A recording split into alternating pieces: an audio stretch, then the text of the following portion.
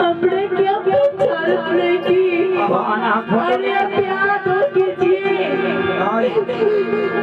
हमारा दो कीजिए जो कभी बोलते थे कि मैं तुम्हें कभी छोड़ के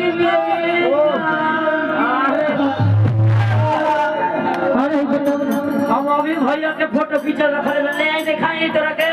अरे बाजी ये जोगी को दुनिया में कोई नहीं है ना तुम कैसे बता रहे कि हम तुम्हारा पति हैं? वैसा बात छोड़ दो, हम आपके द्वार पे कुछ भीख मांगने के लिए आए हैं। मुझे भिक्षा दो, मुझे गुरु जी के पास जाना है। भिक्षा भागने तो बहु औरत कहो तरी कहो तरी हे रामा बेलिया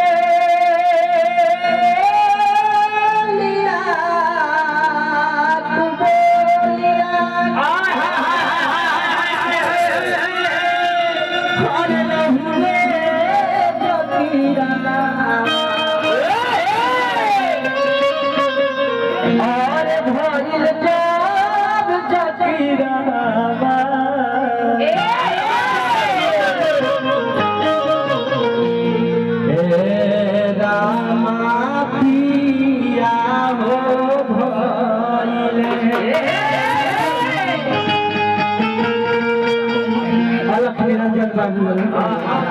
निरंजन